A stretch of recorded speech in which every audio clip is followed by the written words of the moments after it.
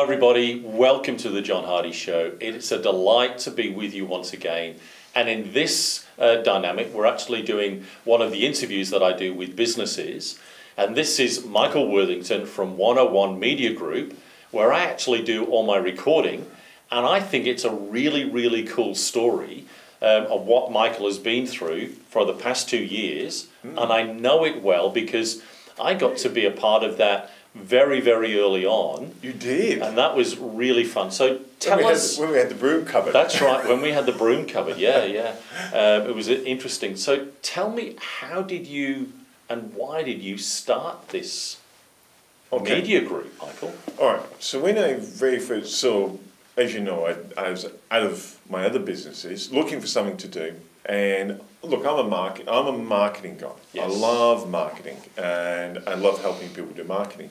And a friend of mine was doing YouTube videos at the time and he showed me how it was working. And I thought to myself, okay, I've got a few control issues. So I thought, I want to control some of my own marketing. I don't want to rely on Facebook and Pinterest and Instagram.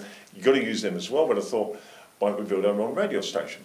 So it all started with an online radio station. Yes. But my only purpose of building it was to have my own marketing platform for the YouTube videos and shows like yourself, so I could market my clients, have their own platform. So it's grown to 1.5 million listeners worldwide. I know. But that's why we built it. And you know, sometimes people say, oh, people copy you.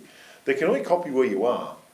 They can't copy where you're going because they don't actually know where you're going. That's right, yeah. Yeah. And I remember in the early days that we talked about the 100 listeners and 1,000 listeners, and we thought, and we saw the J curve, didn't we? Yeah. Oh, that was part of our imagination of our preferred future. Yep. And we thought, will we get there? You know, that kind of thing. And we set goals and targets, and we just did something on a regular basis. So what did you do in the show on a regular basis? Okay, I think on a regular basis, what we did, we said, okay, we only know so many people. I only know so many, you only know so many. So right at the very beginning, we said, okay, let's bring in a networking principle. Networking means when you go to networking events, it's not usually the person you're talking to you're going to do business with. It's their network you want to get exposure to. So that for us became a very powerful tool to invite people on, broadcast them and say, hey, and tell all your friends you're on the radio station, which they did. And we started talking to people overseas, and we still do. And we've had some fascinating guests on from overseas as well as Australia, where we're based. The whole, if I was being cold and clinical, the whole reason I let them on is so they tell their friends. Absolutely. And their friends listen. But it's a win-win both ways. Absolutely, because they have a client base that they are willing to introduce you to. If you do something for them, and that was the reciprocal. Yeah. So there was a clear point in time where it changed from a radio station to a media group. Yes. Talk about, because you know, business, oftentimes businesses evolve and they grow.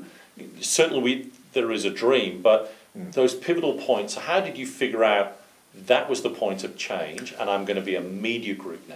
Okay. Day one, I decided I was going to be a media group. Yep. Because I looked at the media and said, well, they make all the money. And they still are. And they still are. So I went, okay, we're going to be a media group, but we're going to be online. Now, I've been in business several times, and I know people copy, people steal, people do all sorts of things in good intentions. Look, great, good on them, go for it. So why I didn't call it a media group initially was so they couldn't see where I was going. And this is a big warning to a lot of people. You get some great ideas and you tell somebody. Yes, they and do. Guess what? They've got the wherewithal and the facilities to implement it immediately while you're still trying to work yours out. And they can beat you to the finish line. Correct. Yes. Beat you to the launch.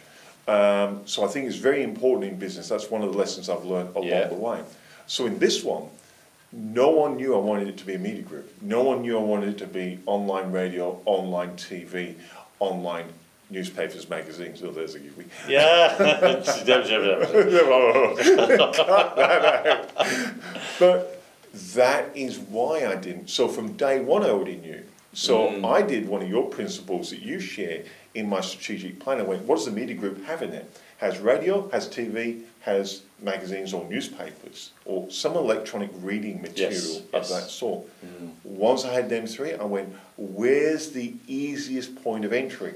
And where am I going to get my clients from to market the other facilities into? And that became the radio station. So it was a growth point, wasn't it? That you knew now I can actually, I've owned radio and now there's a really strong base. Yes. And this is what businesses often don't do they? They don't get the base strong enough to bring it. So tell us about the strengthening of your base. Okay, so the strengthening of a radio station really went, I set the target, and I think on day one I said to you we're going to have 1 million listeners. That's right. I remember that. Yeah. Yes. No. And I believed you. Yes. Yes. Most people didn't know why. Most people just thought, oh, well, that's just an ego number. But, well, maybe, if I'm honest. Yeah. But, no, the main reason was I went, and this is from marketing, just from percentage numbers. I said, once I've got 1 million and I launched the John Hardy Show, I can get subscribers to your channel, I can get viewers to your channel by telling them.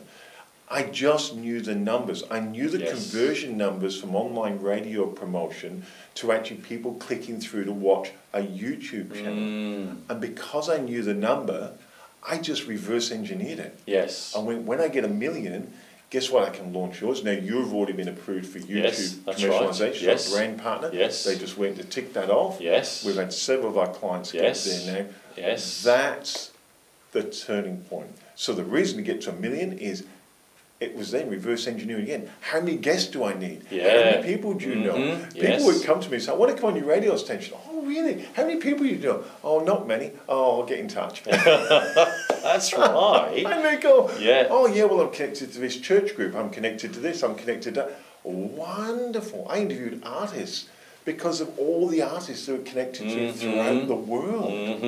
We did interviews in Beirut. We went live to Beirut.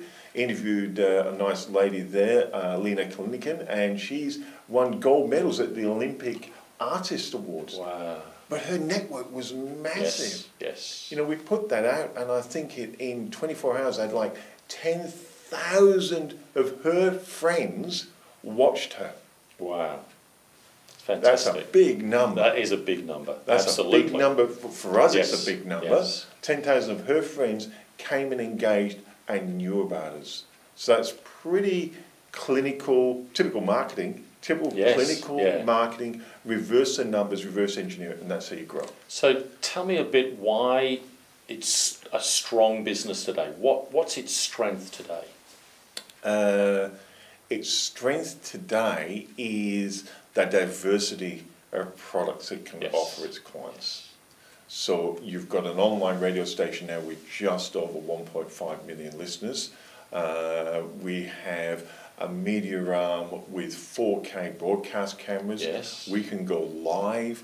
We can not only create shows for you on YouTube to drive customers to your existing company and their existing business, and also make your money on YouTube.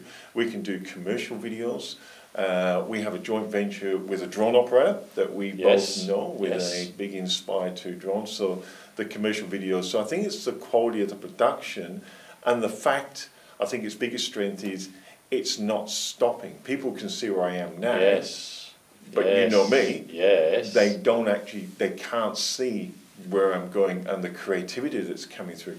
But every client, well, you see creativity every time you come in. Yes, how I do. That's what's driving. That gives us its strength. The creativity and the passion and the willingness to continue to be creative is what drives us forward.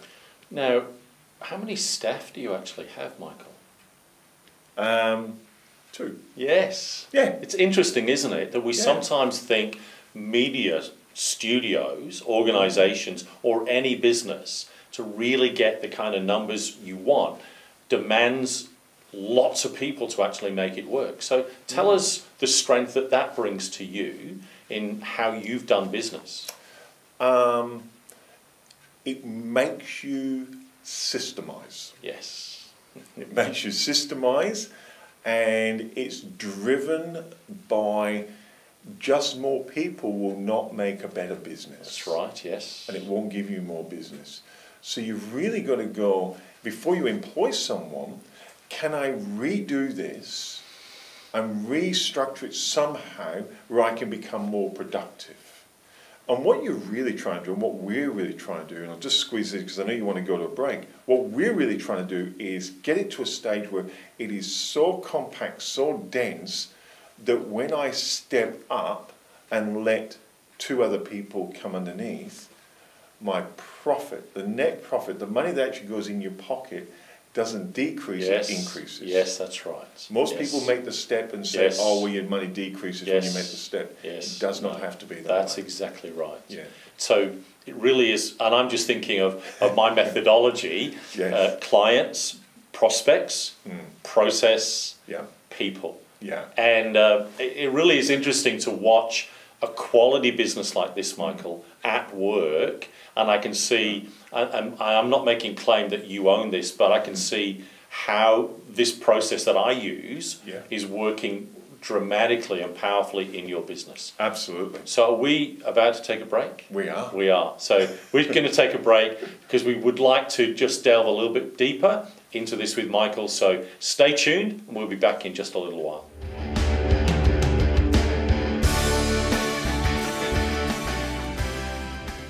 Are you living somewhere not in Perth, Australia, and you would like to be a guest on my show?